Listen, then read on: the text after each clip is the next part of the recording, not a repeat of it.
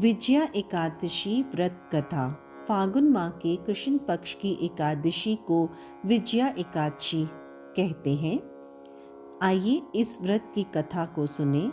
कुंती पुत्र ने कहा, हे मधुसूदन, फागुन माह में कृष्ण पक्ष में कौन सी एकादशी आती है, वह किस प्रकार संपन्न की जाती है और उसे किस नाम से पुकारा जाता है। हे देव, इसके बारे में विस्तार से बतलाएं। देवकी नंदन बोले, हे नरेश, इस माह की कृष्ण पक्ष की एकादशी विजया एकादशी नाम से जानी जाती है।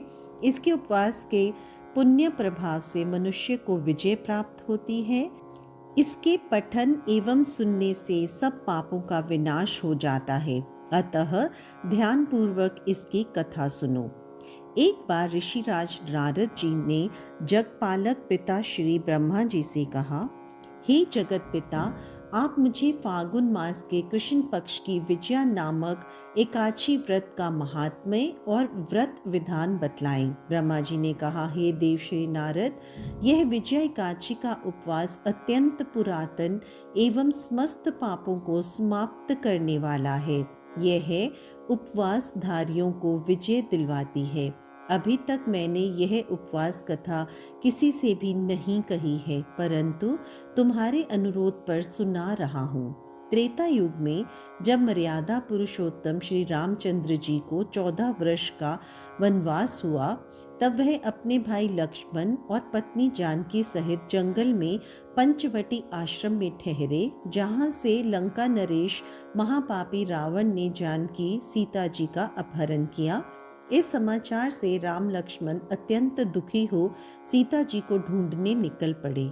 मार्ग में उन्हें मरणासन जटायु नाम का विशाल पक्षी मिला। उसने सीता जी को छुड़ाने के लिए रावण से भयंकर युद्ध किया, परंतु रावण उसे राह में ही मरणासन छोड़ सीता जी को लेकर चल दिया। राम लक्ष्मण को सारा वृत्तांत सुनाकर वह स्वर्गलोक सिधार गया। आगे जाने पर राम लक्ष्मण की किष्किंधा राज्य के वानर नरेश सुग्रीव से मित्रता हो गई।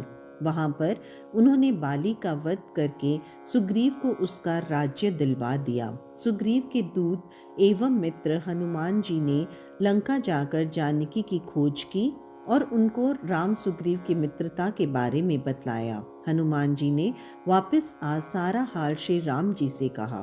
तब राम जी सुग्रीव एवं वानरों की सेना सहित लंका की ओर आक्रमण करने चल दिए।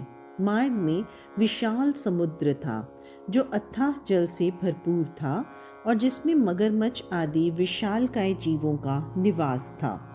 श्री रामचंद्र जी ने अपने अनुज लक्ष्मण से उस विशाल समुद्र को पार करने का उपाय पूछा। तब लक्ष्मण जी ने कहा, हे अग्रज भ्राता, आप स्वयं आदि पुरुष एवं मर्यादा पुरुषोत्तम हैं, फिर भी मैं कहता हूँ, यहाँ से लगभग आधा योजन दूरी पर कुमारी द्वीप में बकदालभ्य नाम ऋषि रहते हैं। उन्होंने अनेक नाम के ब्रह्मा देखे हैं।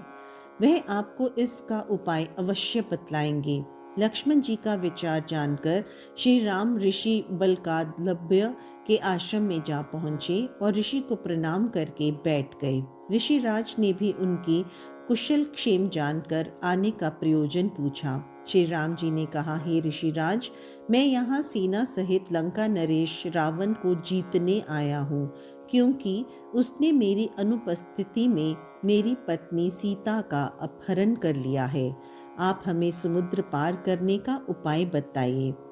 बलकालभ्य मुनि ने कहा, हे राम जी, मैं एक उत्तम व्रत विधि बतलाता हूँ।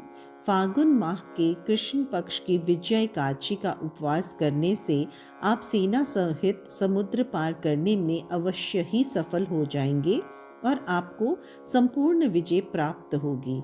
इस उपवास की विधि इस प्रकार है। दशमी के दिन मिट्टी, तांबे, चांदी या सोने का कलश बनाएं। उस कलश को जल से भरकर उस पर 5 पल्लव रखकर वेदी की स्थापना करें। उस कलश के पास 7 प्रकार का अनाज सतनजा रख उस पर जौ रखें। तब उसके भी ऊपर नारायण भगवान की सोने की मूर्ति स्थापित करें।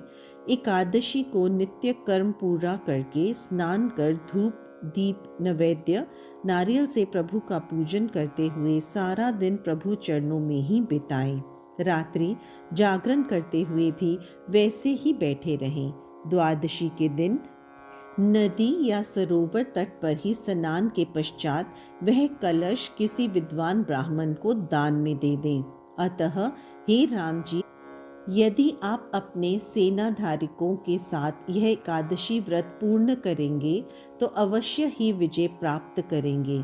श्री रामचंद्र जी ने ऋषि के निर्देशानुसार ही यह विजय एकादशी व्रत संपन्न किया तो उन्होंने लंका नरेश को मारकर समस्त राक्षस वंश पर विजय प्राप्त की। मधुसूदन बोले, हे नरेश, जो भी प्राणी इस व्रत को विधि और नियमानुसार पूरा करेगा वह दोनों लोकों में अवश्य ही विजय प्राप्त करेगा। स्वयं ब्रह्मा जी ने नारद जी को यह बतलाया था कि हे पुत्र, इस व्रत की कथा को सुनने वाला भी वाजपेयी यज्ञ के फल के समान ही फल पाता है। बोलो लक्ष्मी नारायण भगवान की जय।